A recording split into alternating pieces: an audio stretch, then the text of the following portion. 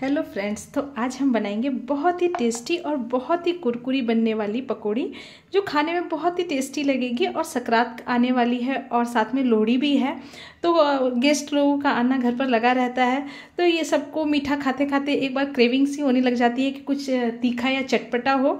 तो मैं आज आपको बताऊंगी कि मैं इन पकौड़ियों को कैसे बनाती हूँ। तो अगर आप भी इसी तरीके से बनाना चाहते हैं तो एक बार मेरा वीडियो ज़रूर देखें। तो देखिए, सबसे पहले मैंने ले ली है ये 150 ग्राम मैंने चौले की दाल ली है, यानी कि लोबिया। तो हम तो राजस्थान में रहते तो यहाँ आसानी से मिल जाती है। अगर आपके पास ये वाली दाल नहीं हो तो आप लोबिया को भी भिगो करके काम में ले सकते हैं। तो मैंने ये 150 ग्राम लोबिया मतलब चौले की दाल ली है और इसके छिलके उतरे हुए मिलती है ये। तो इसी तरीके से मैंने इसको रात भर के लिए भिगो करके रख दिया है। और साथ ही में मैंने ले ली है इसमें ये मूंग की दाल, ये छिलके वाली मूंग की दाल है। तो आपको इसका छिलका बिल्कुल नहीं हटाना है। इसको भी मैंने रात में भिगो दी थी। तो भिगो देने से क्या होता है कि अच्छी तरीके से फूल गई है।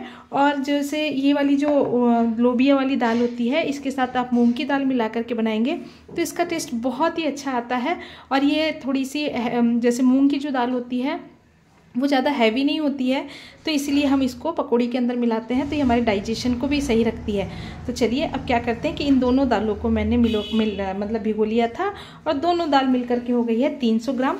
तो अब हम क्या करेंगे कि अब हम एक जार ले लेंगे और इसके अंदर आपको धीरे धीरे इसको डाल करके और इसका हम एक बहुत ही अच्छा सा मोटा सा दरदरा सा पेस्ट बनाना है आपको। इसके अंदर आपको पानी बिल्कुल भी नहीं मिलाना है। इसी तरीके से आप सारी दाल को डाल करके, आपको थोड़ा थोड़ा दाल नहीं डालनी है, आप सारी दाल एक साथ डालेंगे तो उससे क्या होगा कि बहुत ही अच्छी तरीके से ये पिस जाएगी। और आपको पल्स मोड पर इसको हल्का हल्का करके चला लेना है। तो मैं अभी पीसती हूँ और मैं आपको बताती हूँ कि देखिए आपको इसको किस तरीके से पीसना है। इसको पीसने की तैयारी कर लेते हैं। अब बीच बीच में इसको इस तरीके से, जैसे मैंने एक दो बार इसको मिक्सी को भी चलाया है पल्स मोड पर, तो देखिए नीचे वाली जो दाल है वो थोड़ी थोड़ी सी पिसने लग गई है। तो आपको इसी तरीके से दाल को थोड़ा सा बीच बीच में चला लेना है और उसके बाद वापस हमको इसको पीसना है। देखिए सारी दाल को आपको इसी तरीके से हल्का सा दरदरा करके, मतलब थोड़े से साबुत रह जाए और थोड़ा सा ये पिस जाए इसी तरीके से। तो इससे क्या होगा, दाल में एक बहुत ही अच्छा पकौड़ियों में कुरकुरापन आता है। और जैसे हम लोग राजस्थान में रहते हैं तो यहाँ तो क्या होता है कि यहाँ तो बहुत बड़ी बड़ी मशीनें होती हैं, क्योंकि यहाँ के लोग इस दाल के, इन पकौड़ियों के बहुत ही ज़्यादा शौकीन है।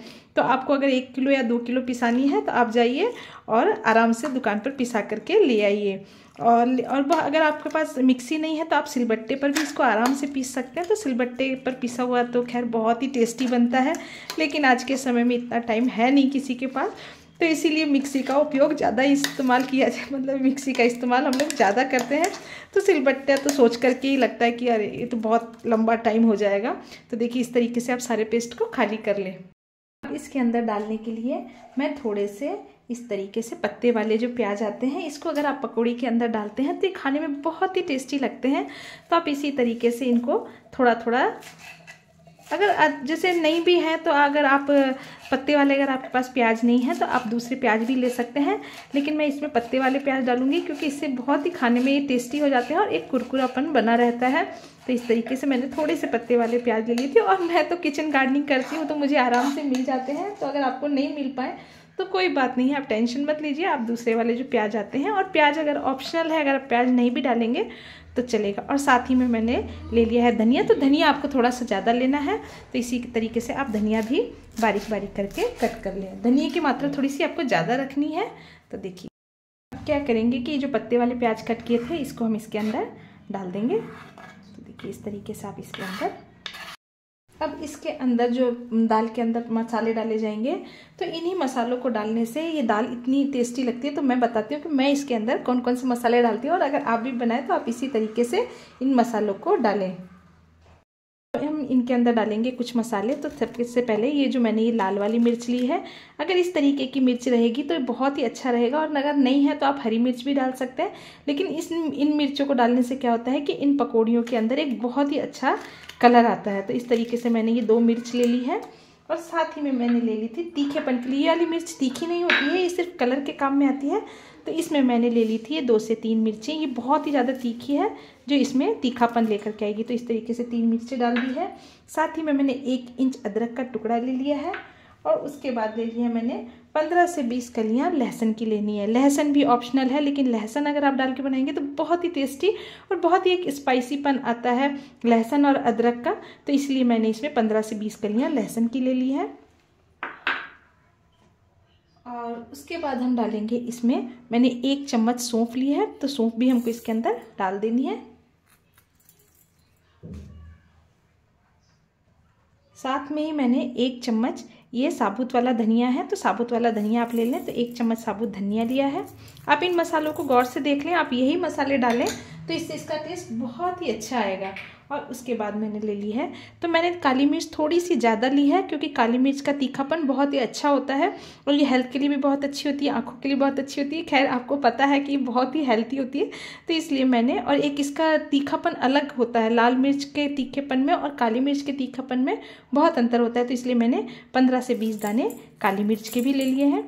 तो इस तरीके से डाल करके और हम इसको एक दरदरा सा पेस्ट बना लेंगे।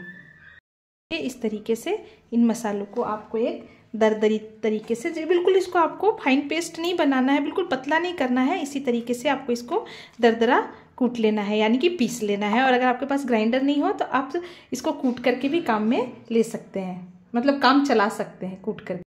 अब हम इस सारे मसाले को इसके अंदर डाल देंगे। अब आप इसमें टेस्ट के अकॉर्डिंग नमक मिला दें। नमक आपको उसी समय मिलाना है जिस समय आप बनाने की तैयारी कर रहे हैं, क्योंकि अगर आप पहले से नमक मिला करके रखेंगे तो थोड़ा सा ये गीला हो जाता है, तो आप इसी समय नमक मिलाएं जब बिल्कुल सभी लोग खाने के लिए रेडी हो। और आधा चम्मच मैंने इसके अंदर गरम मसाला मिलाया है। और अब हमको क्या करना है कि हम इसको हाथ से इस तरीके से मिला लेंगे। और अगर आपको मिर्ची से दिक्कत होती हो, प्रॉब्लम होती हो, तीखापन लगता हो, इस तरीके से आप सारे मसालों को हाथ से मिक्स कर लें। और अगर आपको हाथ से मिर्ची से एलर्जी हो, मतलब बहुत लोगों को हाथ में जलन भी लगती है, तो आप मिर्ची का इस तरीके से मिर्ची हाथ से मिलाने का रिस्क बिल्कुल ना लें, आप चम्मच से ही इसको मिलाएं। तो अब ये बिल्कुल बन के हो गया है रेडी, मतलब फ्राई होने के लिए। तो चलिए अब तेल गरम कर लेते हैं। देखिए ये तेल हमारा बिल्कुल सही तरीके से गर्म हो गया है। तो आपको इसी तरीके से इसको गर्म करना है, इसमें से धुआं बिल्कुल नहीं निकलना चाहिए, नहीं तो क्या होगा, धुआं निकलने से तेल तो बहुत ज़्यादा गर्म हो जाएगा और पकौड़ियाँ ऊपर से फ्राई हो जाएंगी और अंदर से कच्ची रह जाएंगी। तो इस तरीके से हम इसको धीरे धीरे करके आप डालते जाएं। आप ज़्यादा बड़ी शेप में, बिल्कुल साइज़ में, मतलब बिल्कुल बड़ी पकौड़ियाँ नहीं बनाएं, आप मीडियम इस तरीके से आप बनाएं और धीरे धीरे करके सारी पकौड़ियों को आप डाल दें।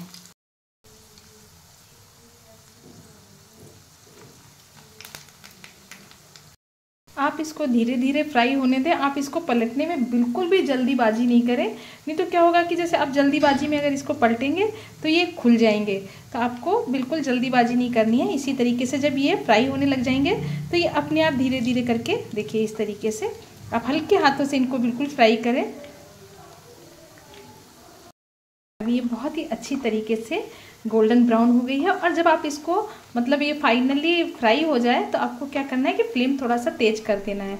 तो फ्लेम तेज कर देने से क्या होगा कि पकौड़ियों में ज़्यादा तेल नहीं रहेगा। तो और अगर मीडियम फ्लेम रहेगा या तेल ठंडा हो जाएगा पकौड़ी बनाते बनाते, तो उसमें तेल ज़्यादा हो जाता है। तो इसलिए उतारने से आप 5 मिनट, मतलब 5 सेकेंड 10 सेकेंड पहले फ्लेम को थोड़ा सा तेज कर दें। तो अब ये निकलने के लिए हो गई है बिल्कुल तैयार, मतलब कढ़ाई में से निकलने के लिए तैयार हो चुकी है। आप इसको धीरे धीरे करके इस तरीके से टिश्यू पेपर के ऊपर आप निकालिए।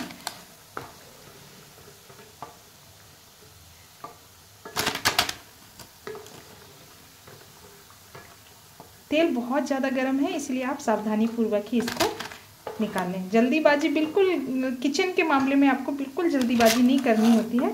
तो इस तरीके से देखिए ये बन करके हो गई है रेडी। और देखिए ये कितनी ज़्यादा क्रंची है, ये बहुत ही ज़्यादा क्रंची है और ये खाने में बहुत ही टेस्टी है। तो आप इस तरीके से बनाएं ज़रूर इसको एक बार। अब मैं कर लेती हूँ प्लेटिंग की तैयारी। तो आप इसको किसी भी तरीके से खा सकते हैं। तो मैं तो इसको आज खाऊंगी सॉस से, और साथ में मैंने बना ली है धनिया की चटनी। तो देखिए